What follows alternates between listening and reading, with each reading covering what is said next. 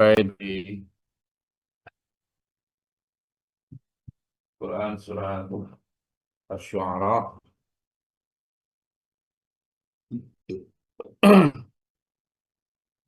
ayat ke 40. A'udzu billahi minasyaitonir rajim. Bismillahirrahmanirrahim. La'allana nattabi'us saharata in kanu humul ghalibin. Di tujuan dari kemarin ayat yang kita pelajari di hari Kamis kemarin,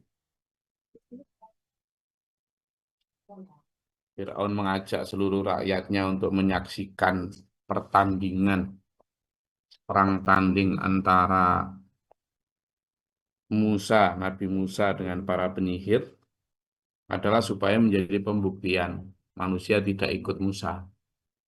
Karena Musa kalau dibiarkan mengajarkan tauhid, apalagi didukung dengan mukjizat-mukjizat, khawatirnya Fir'aun, di lama-lama banyak pengikut dia kan.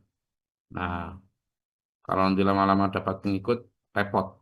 Karena kalau sampai dapat pengikut, eh,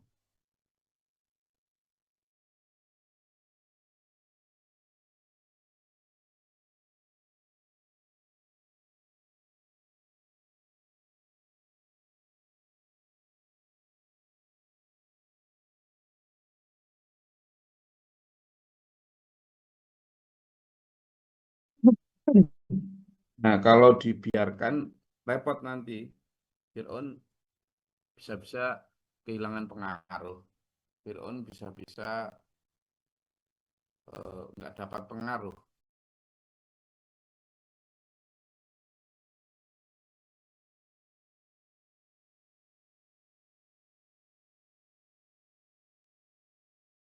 Maka dikumpulkan semuanya dengan maksud agar ya semuanya menjadi tahu nanti karena Fir'aun ini sekali pede banget bahwa penyihirnya akan pasti menang. Itu jadi la'allana nattabi'us saharata in kanu humul ghalibun. Falamma ja'a as-saharatu qalu li fir'auna a inna lana la ajran in kunna nahnu ghalibin. Maka ketika para penyihir itu datang, ya, para penyihir itu datang, kemudian mulai dia, ya namanya mereka kan bertandingnya itu karena materi ya, bertandingnya karena materi. Jadi yang pertama ditanyakan ya, nanti dapat upah enggak gitu, wani piro kan gitu. Jadi pertanyaannya apa? Wani piro. Pertanyaan ini, Ainna lana la ajrun. Nanti kalau kami dapat upah enggak? In kunna nahmul ghalibin. Kalau kami nanti menang, kata Fir'aun. Kalau Fir'aun berkata, na'am, ojo khawatir. Gak ada masalah tentang duit itu. Santai aja.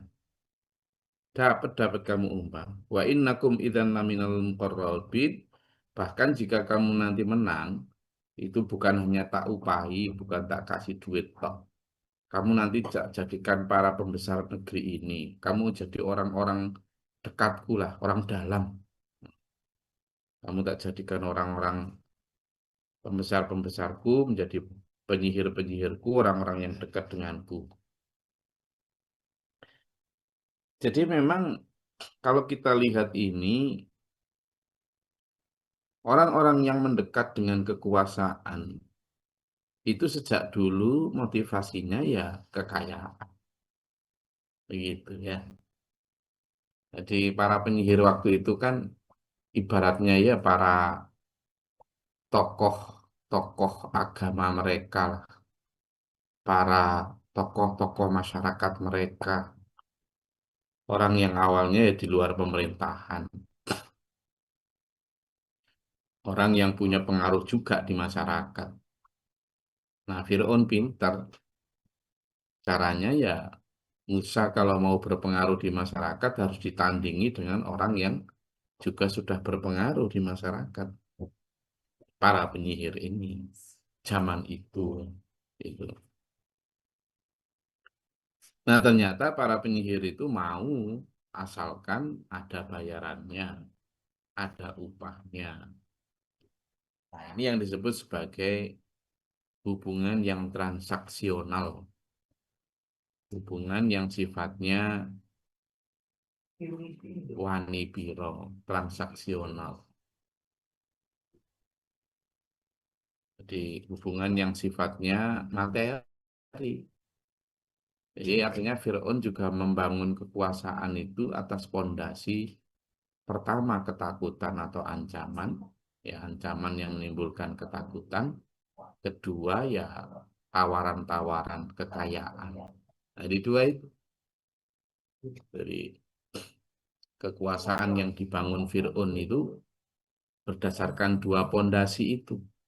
Pondasi ancaman yang menimbulkan ketakutan, lalu pondasi tawaran, tawaran kekayaan. Maka kesetiaannya para pengikut atau pembesar Fir'aun juga eh, hanya berdasarkan apa? Berdasarkan dua hal itu. Sesuatu yang sifatnya rapuh, sesuatu yang sifatnya sementara banget. Qala lahu Musa alqu ma antum qun. Ya sudah, Musa maka menantang duluan wis. Sekarang kalian dulu. Ya, kalau di ayat lain disebut itu aku dulu atau kamu dulu gitu. Mereka berkata begitu. Lalu Musa mengatakan, Yus kamu dulu aja lah. Tunjukkan kesaktianmu. Apa? Lemparkan apa yang mau kamu lemparkan ke tengah arena itu. Kita lihat. Qala lahu Musa alqu ma antum mulqun. Kafa alqa hibalahum isiyahum. Maka para penyihir itu pun melemparkan apa coba? Alat yang mereka pakai. Dua. Yakni hibalun dan aso ya. Sama dengan Nabi Musa, tongkat juga. Tapi ditambahi, mereka punya tali-tali. Sebenarnya talinya ini adalah tali ikat pinggang kalau ada yang menyatakan ya, ikat pinggang. Tali ikat pinggang itu tali yang memang dipakai untuk mereka sebagai alat untuk alat sihir ya, pusaka mereka lah. Kalau sekarang mungkin gitu ya keris, ake, apalagi ya kira-kira kalau sekarang itu. Kan orang Mesir nggak kenal keris, ya kan? Orang Mesir nggak kenal keris. Orang Jawa kita yang keris itu. Keris, apalagi? Kalau pusakanya orang luar Jawa apa selain keris? Apa yang sakti-sakti yang bisa berubah jadi buaya, bisa berubah jadi apa? Kan ada itu ya. Pusaka apa biasanya? Hmm? Yang dikenal oleh masyarakat itu. Sakti lah. Nah, waktu itu kesaktiannya para penyihir itu berada pada tongkat mereka dan tali-tali pukul mereka, tali kayak tali ikat pinggang gitu.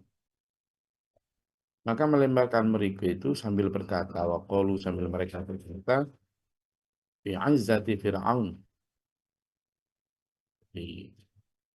Dengan kekuasaan Fir'aun, dengan barokahnya Fir'aun, dengan izin Fir'aun, dengan ridho Fir'aun. Inna lanahnul ghalibun, kami pasti akan menang. Sungguh pasti kami akan menang.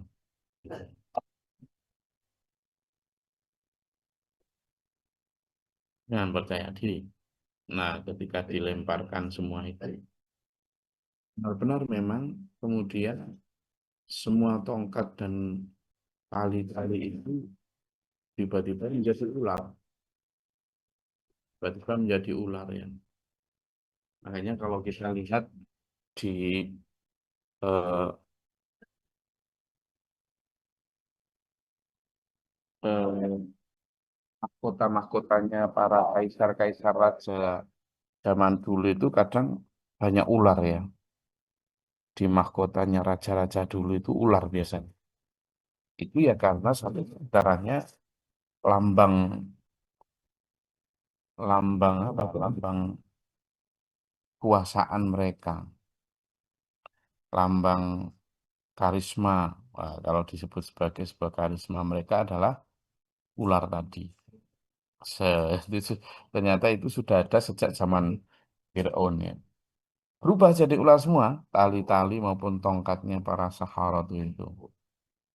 Maka Nabi Musa pun kemudian melawan dengan fa'alqa Musa asahu. Allah memerintahkan kepada Nabi Musa untuk melemparkan tongkatnya. Fa'idha hiya talqafu ma ya'fikun. Di ayat lain disebutkan kemudian tiba-tiba menjadi ular yang sangat besar. Tapi di samping menjadi ular yang sangat besar, mereka talqafu menelan ma ya'fikun apa yang ditampilkan oleh para penyihir itu. Kalah besar, kalah ganas, gitu kan. Jadi kalah hebat lah. Nah, seketika itu pula para penyihir berpikir logis mereka.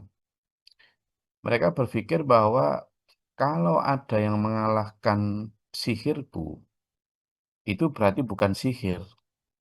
Karena sihir mereka itu sudah puncak ilmu hitam, puncak ilmu sihir. Nah, kok ternyata ada yang mengalahkan? Nah, ini nggak mungkin sudah. Ya memang di samping secara logis mereka berpikir terbuka, mau menerima kemungkinan kebenaran, mereka juga sudah ada jatah iman ya. Karena banyak orang juga yang meskipun mereka sudah melihat kebenaran semacam itu ya tidak beriman juga banyak.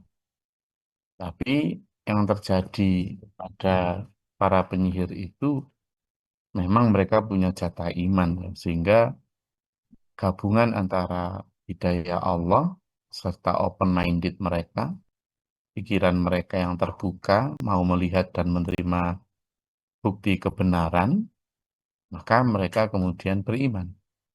Nah, itulah yang disebut sebagai fa'ulqiyas saharatu sajidin. Lalu tiba-tiba para penyihir itu tersungkur bersujud. Mereka benar-benar tidak, bukan karena takut terhadap ularnya dimakan gitu, enggak ya. Tapi mereka benar-benar kaget menemukan sesuatu yang baru terjadi dalam kehidupan mereka. Selama ini kejayaan mereka dengan sihir-sihir mereka tidak ada dari dunia timur, dunia barat, di perguruan selatan, utara yang bisa mengalahkan mereka. Nah, kok ini tiba-tiba ada seseorang yang dari antah berantah, tidak tahu dari mana, membawa sesuatu yang sifatnya justru bisa mengalahkan semuanya. Nah, kekalahan ini tidak hanya memukul mental mereka, tapi ternyata lebih baik lagi adalah membuka hati mereka. Itu ya. Keterpurukan mental musyrik mereka ternyata berdampak positif pada terbukanya hati iman mereka. Maka selain mereka kemudian bersujud, mereka berkata, qalu, mereka berkata, amanna bi rabbil alamin. Dengan begini kami beriman kepada Tuhan semesta alam, Rabbi Musa wa Harun, Tuhannya Nabi Musa dan Nabi Harun. Ya, jadi mereka beriman, tapi keimanan mereka ini benar-benar keimanan yang bukan karena disuruh. Kenapa? Karena keimanan ini mereka tahu konsekuensinya berat sekali. Apalagi menyatakan keimanan di depan Fir'aun. Kenapa? Dalam ayat lain, nanti kita akan pelajari, itu ada para pembesar Fir'aun yang sebenarnya beriman kepada Nabi Musa sebelum itu ya. Atau setelah itu juga. Tapi mereka menyembunyikan keimanan mereka. Ya. Nah ini terang-terangan. Ada beberapa orang di sekitar Musa dan bahkan rakyat pun sebenarnya percaya yang kepada Nabi Musa, tapi tidak berani. Jadi ketaatan mereka kepada Fir'aun itu hanya karena takut. Nah, ada beberapa pembesar eh, Fir'aun yang sebenarnya mereka beriman, tapi menyembunyikan eh, keimanan mereka. Gitu. Kenapa? Ya karena supaya mereka tidak diketahui, karena kalau sampai diketahui, konsekuensinya berat sekali. Dan itu bisa fatal karena mereka dibunuh pasti. Gitu. Lah kalau sampai ketahuan kalau eh, beriman, waduh, itu bahaya. Dan itu kalau sampai, nah ternyata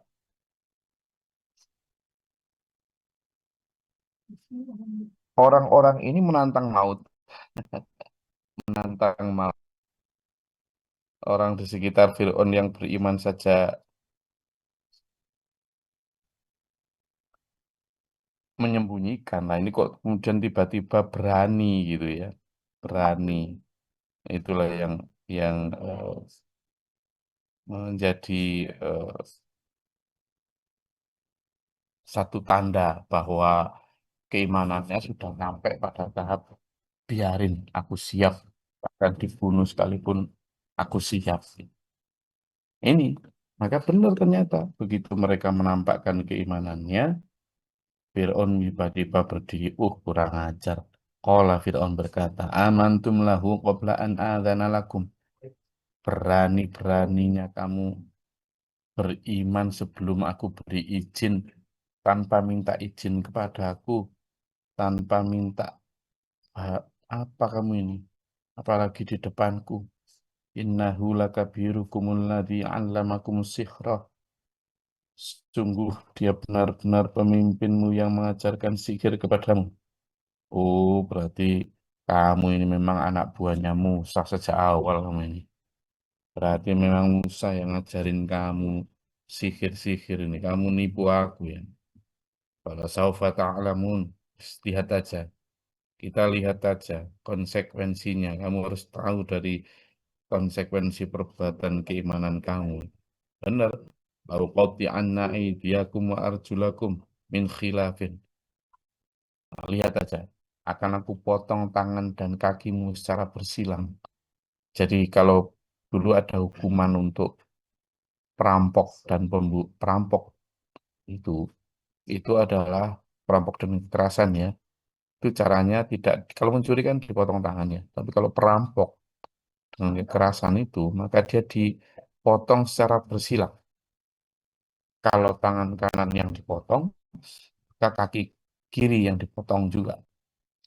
Kalau yang dipotong tangan kiri, maka kaki kanan yang dipotong. Itu. Itu namanya min khilafin, secara bersilangan. Nah, orang yang sudah dipotong seperti itu, ditambahkan sama Fir'aun. Gak hanya dipotong, enak banget katanya. Wala usollibannakum. Dan pasti akan aku salib kalian. Nah, setelah dipotong itu, kemudian disalib. Nah, disalib berarti tangan dan kakinya juga akan dipaku di tiang salib. Dan tidak hanya itu, biasanya mereka kemudian dilukai supaya mengundang burung nazar datang. Dilukai sehingga kan berdarah tuh. Nah, ketika berdarah, maka burung-burung pemakan bangkai akan datang. Burung-burung itu akan menganggap itu bangkai meskipun hidup. Dan mereka akan memakan hidup-hidup itu biasanya. Yang lebih ngeri lagi, biasanya mereka memulai dari kepala dengan mematok batok kepala itu untuk dimakan otaknya. Dan itu dalam keadaan hidup. Lalu biasanya kemudian matanya dan sebagainya. Sehingga siksaan itu benar-benar menjadi ancaman yang paling mengerikan bagi siapapun. Mereka tidak akan pernah berani-berani untuk mencoba mengambil resiko itu. Tapi para penyihir ini nanti akan kita baca di ayat selanjutnya itu betapa kokohnya iman mereka meskipun sudah mendapatkan ancaman untuk itu, mendapatkan ancaman untuk wala usollibannakum ajma'in. akan aku salibkan kalian semua. Ya, ada yang mengatakan kumpulan dari para penyihir itu ada hampir 40 orang yang kemudian beriman kepada Nabi Musa itu. Nah, keimanan mereka ini menjadi contoh ya dulu ya buat kita semua. Bahwa sejak dulu memang keimanan itu membutuhkan bukti. Keimanan itu juga membutuhkan pengorbanan. Keimanan itu pasti akan diuji. Pasti. Pasti. Makanya Allah berfirman, A'udzubillahi minasyaitonirrajim. Bismillahirrahmanirrahim. Am hasibtum tutraku walamma ya'lamillahu alladhina jahadu minkum wa ya'lamas sabirin. Dalam banyak ayat disebutkan, apakah kamu mengira akan dibiarkan gitu saja? Mengatakan bahwa kamu beriman, kamu orang baik. Padahal bagi Allah belum terlihat siapa di antara kalian yang benar-benar berjihad dan siapa di antara kalian yang benar-benar sabar. Itu. Di ayat lain disebutkan, Hasibtum antutrak ahsiban nasu ayyutrafu ayyakulu amanna wahum la yuftanun. Apakah manusia mengira akan dibiarkan begitu saja berkata telah beriman, padahal mereka belum diuji. Nah, maka ini menjadi apa satu bentuk pengumuman dari Allah. Itu loh kalau kalau beriman betul itu ujiannya seperti itu. Coba ya dibuka di surat Al-Ankabut ayat 2. Surat Al-Ankabut ayat 2.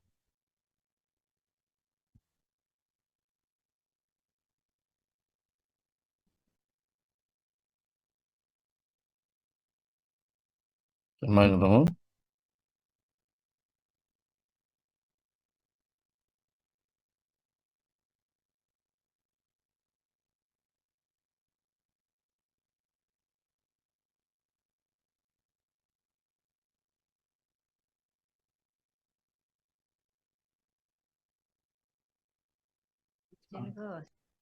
enggak. Bismillahirrahmanirrahim. Apakah manusia mengira bahwa mereka akan dibiarkan hanya dengan mengatakan kami telah berfirman dan mereka tidak diuji?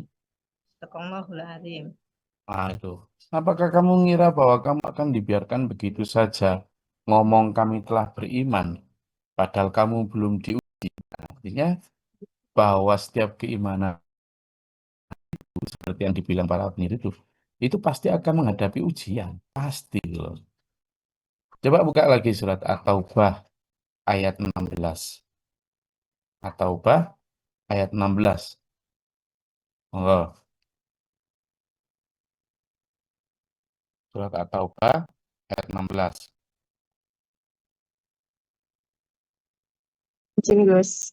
Enggak. A'udzubillahiminasyaitonirrajim. Bismillahirrahmanirrahim. At-Taubah ayat 16.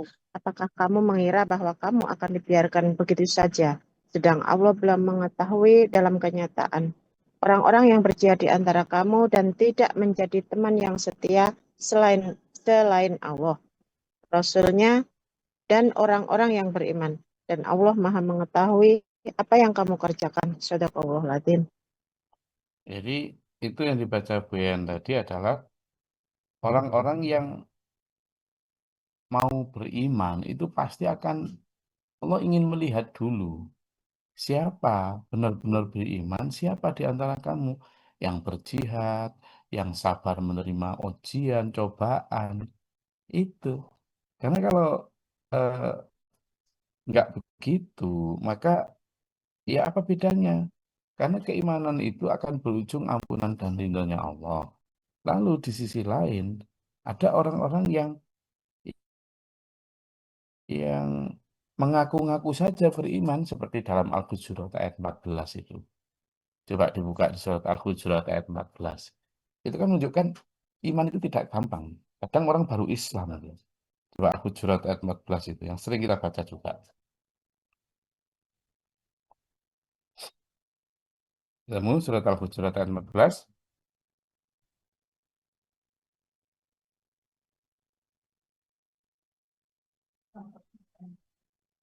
Oke,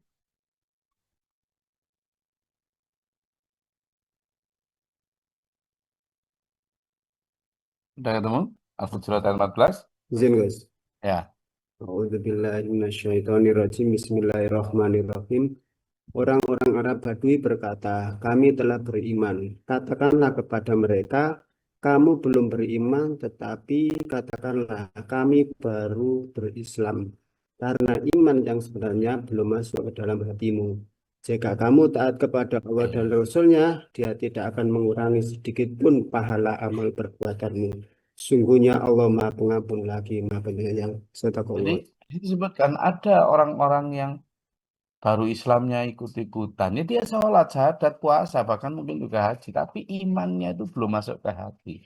Maka kata Allah, kamu belum beriman. Jangan ngaku beriman dulu. Jadi iman itu menjadi tingkatan yang untuk masuk ke dalamnya perlu ujian tuh loh. Yang dibaca Bu Yan tadi, yang dibaca Bu Yan tadi, kemudian sebelumnya tadi. Perlu ujian. Walama ya'lamillahu alladhina jahadu minkum wa ya'lamas sabirin.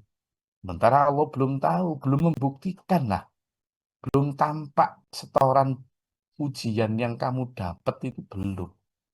Dan kamu juga belum membuktikan bahwa kamu sabar dalam menerima ujian itu. Itu ada di zaman Fir'aun itu orang-orang yang ya karena takut dia menyembunyikan, dia beriman tapi menyembunyikan. Coba itu dibuka di surat Ghafir atau surat Al-Mu'min. Coba dibuka dulu. Surat Al-Mu'min atau bukan Al-Mu'minun ya, Al-Mu'min atau surat Ghafir ayat 28. Ada, tapi boleh mereka menyembunyikan sambil melindungi waktu itu Fir'aun mau membunuh Nabi Musa. Terus para pembesar itu menyarankan agar jangan dibunuh. Ya, sebenarnya dia sedang ingin melindungi Nabi Musa dan memang dia beriman, cuma dia masih masih menyembunyikan dulu menunggu waktu yang tepat untuk mengatakan. Coba di surat Ghafir ayat 28.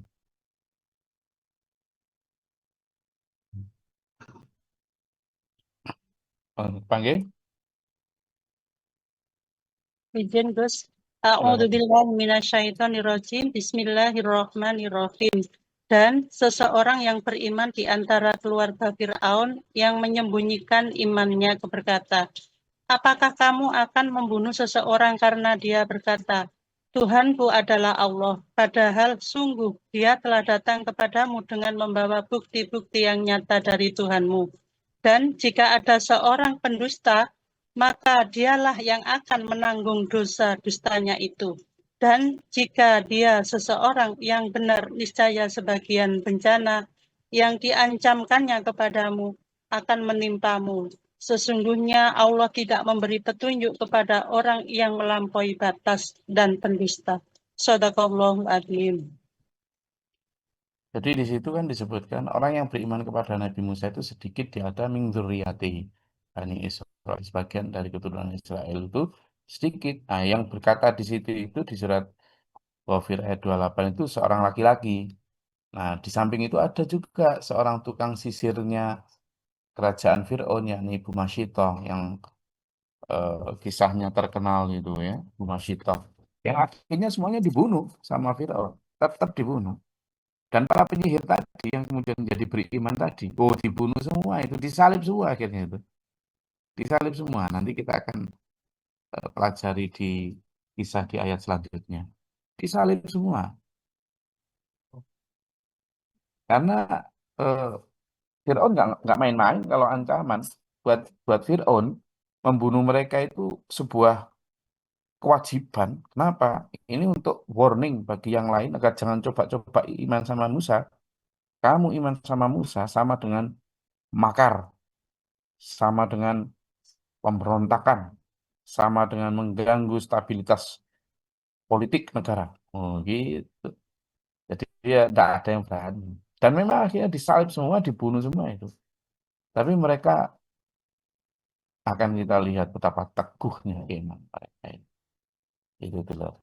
Makanya eh, pelajaran yang kita bisa dapat dari orang-orang terdahulu tentang betapa kokohnya iman mereka tentang betapa pengorbanan mereka untuk mencapai nikmat iman, itu tidak main-main dulu.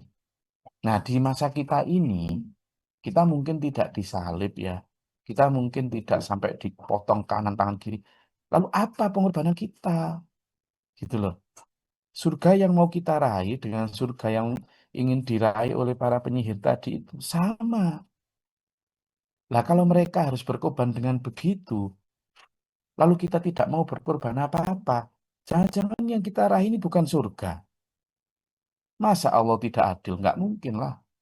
Apakah mereka itu anak tirinya Allah, terus kita ini anak emasnya Allah, sehingga untuk mencapai surga itu kita tidak usah banyak berkorban gitu? Nggak mungkin. Nggak ada begitu. Ya buktinya ayat-ayat tadi, surat Al-Ankabut ayat 2 yang dibaca tadi Budaya tadi, kemudian surat yang dibaca Buya yang tadi, itu menunjukkan bahwa kita memang, ya taubat tadi juga ada yang harus kita korbankan. Nah kalau dulu berkorban nyawa, berkorban jasad, kita berkorban apa? Ya inilah kalau yang kita bisa adalah berkorban waktu, berkorban tenaga, berkorban harta, sekuat-kuatnya untuk mencapai posisi iman tadi. Sehingga kita tidak seperti Arab Badui yang hanya sekedar Islam-Islaman, tapi benar-benar yang beriman hak. Yang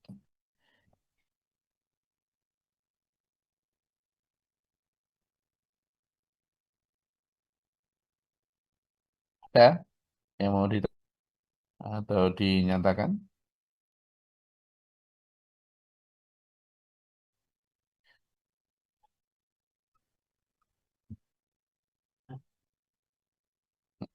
Oke, Izin ada? tanya, Gus. Iya, silakan. Hmm.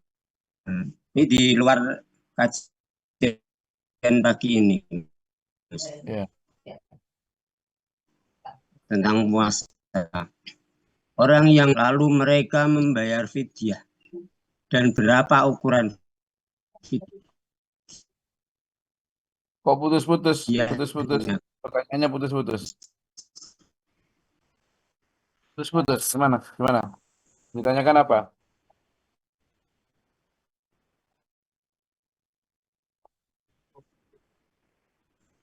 Halo? Kalimatnya putus-putus.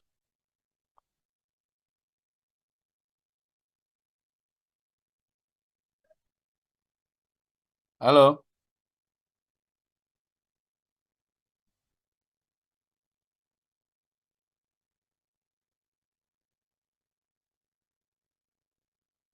Mas, halo siapa tadi yang tanya?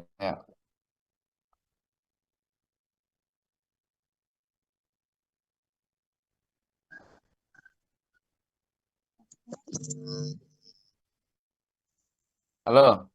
Oke. Putus-putus. Gini aja saya langsung terangkan ya tentang fidyah. Jadi siapa sebenarnya yang boleh tidak puasa lalu boleh membayar fidyah? Pertama adalah orang tua renta yang memang secara kesehatan sudah tidak bisa, misalnya depan saya ini. Jadi yang kedua, orang yang sakit kronis. Yang namanya sakit kronis itu sakit yang nggak mungkin sembuh. Sehingga meskipun nanti setelah Ramadan pun ya tetap tetap tidak bisa puasa. Yang ketiga, nah ini yang masih khilaf. Ada yang mengatakan ibu hamil dan menyusui itu boleh bayar fidyah. Tapi sebagian ulama juga tetap harus mengharuskan kodok. Ya, kodok artinya meskipun di waktu itu main, tapi dia bayar harus kodok, harus mengganti di hari lain. Kemudian orang yang juga membayar fidyah. Jadi ketika dia sakit itu hari luasa terus kemudian meninggal pada saat Ramadan, maka dia juga dibayar fidyah. Nah, dari keempat atau kelima tadi, berapa fidyah yang harus dibayarkan? Fidyah yang dibayarkan adalah satu hari itu memberi makan satu orang miskin. Jadi membayar orang miskin. Ya, satu orang miskin, berapa ukurannya? 1 mud beras atau sekitar 0,7 kilogram lah. Itu isinya adalah memberi makan orang miskin sampai kenyang, baik pokok maupun lauk-lauknya. Dapat berupa makanan, bahan mentah juga boleh, atau uang juga boleh. Halo, dengerin dulu, Mas Bro, jangan dipotong. Ya, jadi itu. Lalu berapa yang dibayarkan? Ya, harinya dikalikan orang. Kalau 10 hari ditinggalkan, maka 10 porsi fidyah. Bisa dalam bentuk makanan siap saji, sudah siap makan. Bisa juga dalam bentuk bahan makanan, ya, sekitar sampai 1 kilogram itu kalau beras, karena untuk makan satu orang kan. Nah, kemudian juga bisa dalam bentuk uang. Kalau ukuran Baznas kita, Badan Zakat Nasional kita, memberi ukuran untuk bayar fidyah itu uang senilai 65.000. 65.000 per hari. Ya, per hari. Kapan bayarnya? Ya dibayarkan setiap hari setelah maghrib. Atau dibayarkan sekaligus di akhir Ramadan. Dihitung. Tapi kadang ada yang menyatakan sebaiknya dibayarkan tiap hari. Karena kita tidak tahu juga apa yang terjadi di depan. Jadi dibayarkan tiap hari. Gimana cara penyalurannya? Langsung kepada fakir miskin yang ada di sekitar. Kalau bisa, kalau tidak mau ya kepada siapa yang dipercaya untuk menyalurkan. Itu niatnya ya dengan niat membayar fidyah. Jelas nggih? Alhamdulillah, matur suwun, Gus. Nggih.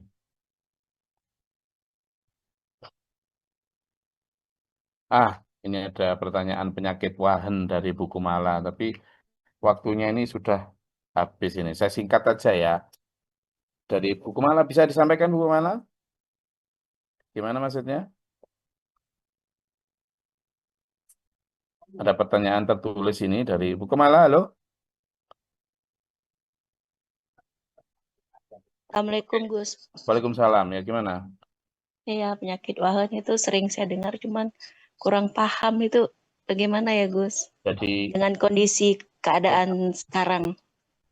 itu hadisnya sahih. Rasulullah Muhammad SAW bersabda dari riwayat Muslim itu, nanti umatku itu akan seperti buih di atas lautan. Banyak tapi gampang terombang-ambing. Umatku itu seperti makanan yang diperebutkan. Kenapa? Karena mereka akan kena penyakit wahan. Apa itu penyakit wahan kata sahabat?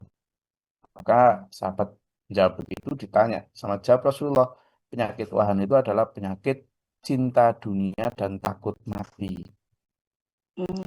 Cinta dunia dan takut mati. Jadi begitu cintanya terhadap dunia, harta, kekuasaan, kekayaan, ketenaran, sampai mereka itu kemudian takut kalau mau melaksanakan ajaran Allah itu, entah takut dihina orang, takut dijauhi orang, takut ketinggalan perlombaan harta, takut nggak dapat jabatan, takut nanti kalah bangga, kemudian takut sekali kalau mereka mati.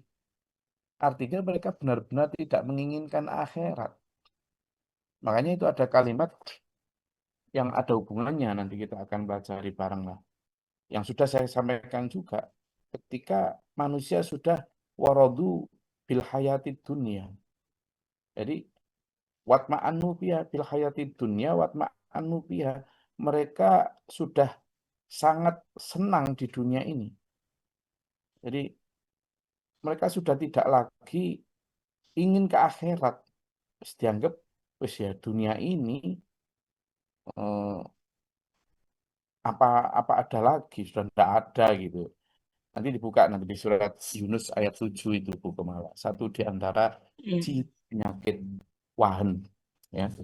Di antara satu dari ciri penyakit wahan, ya. Itu di surat Yunus ayat 7. Coba buka buku Mala. Kita akhiri Iya Gus. dengan itu. Silakan. A'udzubillahi minasyaitonirrajim. Bismillahirrahmanirrahim. Sesungguhnya orang-orang yang tidak mengharapkan pertemuan dengan kami di akhirat, merasa puas dengan kehidupan dunia dan merasa tentram dengannya, serta orang-orang yang lalai terhadap ayat-ayat kami. Shadaqallahul azim. Nah, itu. Jadi pertama kan mereka layar junali ko'ana. Mereka tidak berharap pertemuan denganku. Itu yang disebut takut mati. Satu di antara penyakit bahan cirinya itu. Tidak ingin bertemu Allah, baik di dunia maupun di akhirat. Yang kedua, waradu bil hayati dunya wa ta'annu biha. Itu yang disebut cinta dunia. Mereka sudah senang di dunia ini. Bukan senang, bukan berarti harus mewah, enggak ya. Tapi mereka sudah tentram, ya sudah nggak mikir akhirat, ya dipikirnya bahwa dunia ini ya ini kehidupan kita. Sehingga bikin rumah ya sekuat-kuatnya, pondasi sedalam-dalamnya, semewah mungkin, beli mobil ya semewah mungkin. Sementara kalau untuk beli mobil di akhirat, ya 10.000, 20.000, kalau kotak amal ya keludi. Kenapa? Karena menganggap ya inilah kehidupan dunia. Sehingga mereka tidak berharap tentang akhirat, cintanya terhadap dunia. Nah itu yang penyakit yang akan menjadikan umat Islam ini nanti lemah. Kenapa? Karena dengan kecintaan seperti itu mereka akan mudah. Ya kayak misalnya dibeli tadi. Awal dari para penyihir Fir'aun tadi mendekat kepada Fir'aun karena A'inna kunna ajron tadi kan. Berharap pahala, upah dari manusia. Jadi semuanya diukur dari sisi materi. Ya, untungnya para penyihir tadi beriman sehingga dilepaskan semua itu lalu memilih beriman meskipun konsekuensinya disalib tadi. Sehingga kalau sekarang mencari orang-orang yang benar-benar tidak terkontaminasi atau terinfeksi penyakit wahani itu yang benar-benar bisa kita ikuti dan kita bisa bergabung dalam kelompoknya, dan itu jarang sekali sekarang yang benar-benar sudah eh, bersih dari penyakit wahana. Dan kita mau tidak mau pilihannya ya harus sembuh dari penyakit itu. Satu di antaranya dalam surat Al-Baqarah Ali Imran disebutkan, A'udzubillahi minasyaitonirrajim, lan tanalul birra hatta tunfiqu mimma tuhibbun. Belum disebut atau nyampe kepada level kebaikan kamu sampai kamu berani memberikan barang yang kamu cintai. Nah, itu. Nanti dibuka sendiri ya. Jadi lantana birra itu dalam surat Ali Imran ayat 92 itu. Nanti itu ukurannya satu di antara operasi atau kemoterapi supaya penyakit wahani itu hancur. Itu surat Ali Imran ayat 92. Memberikan barang yang dicinta. Oke. Saya rasa itu kajian kita pada pagi hari ini. Tetap semangat, jaga kesehatan jasmani rohani. Puasanya adalah puasa yang tidak hanya sekedar menahan makan dan minum, tapi wanahan nafsa anil hawa. Innal jannata hiyal ma'wa. Semoga kita semua dituntun Allah, berikan Amin. kuat jasmani rohani, keimanan yang hak yakin. Amin. Dalam surat al-mustaqim ila akhiri hayat. Amin. Amin. Amin. Allahumma salli wa sallim. Allahumma fil minal mu'minat al-muslimat al-akhirah. Amin. اللهم اهدنا فيمن هديت وعافنا فيمن عافيت Amin. وبارك لنا فيما أعطيت وقنا الشر من قضيت فإنك تقضي Amin. أستغفرك وأتوب إليك وصلى الله وسلم Amin. اللهم دفعنا البلاء والوباء وقدنا استنا من كل شيء سوء Amin. Amin. إنك اكتبنا مع الشاهدين ربنا لا تزغ قلوبنا بعد إذ هديتنا Amin. وقنا لنا وارحمنا إنك أنت الغفور الرحيم Amin. Amin. ربي أعوذ بك من همزات الشياطين وأعوذ بك ربي يحضرون النفس ربنا واجعلنا مسلمين لك ومن ذريتنا أمة مسلمة لك وأرنا مناسكنا علينا اللهم انزل علينا رحمة ويتم خطر الأمطار Dari Yaman nih, Resan. Dari Yaman nih. ولنا صبر وصبر ديننا نفعنا Amin. أشهد أن لا إله إلا أنت أعوذ بك من شر نفسي شر شيطان شريك أعوذ بالله من سوء البلاء وفاتك الشقاء Amin. اللهم نسألك الهدى والتقوى والعفاف والغنى حسنا ربنا هب لنا من أزواجنا وذريتنا قرة أعين واجعلنا Amin ya Allah. ربنا آتنا في الدنيا حسنة وفي الآخرة حسنة وقنا عذاب النار Amin. ربنا قبل دعاء إنك أنت السميع العليم من علم من ذات الصدور وسلم العباد وعلى كل شيء قدير Alhamdulillahirrabbilalamin. Wassalamualaikum warahmatullahi wabarakatuh. Waalaikumsalam warahmatullahi wabarakatuh. Wabarakatuh. Marhamna Gus. bil-Qur'an waj'alhu lana imama wa nuran wa hudan wa rahmah. Allahumma rabbirna minhuma nasina wa 'allimna minhu ma jahilna warzuqna tilawatahu عليه وأطرافنا واجعله لنا حجة يا رب العالمين. قلوبنا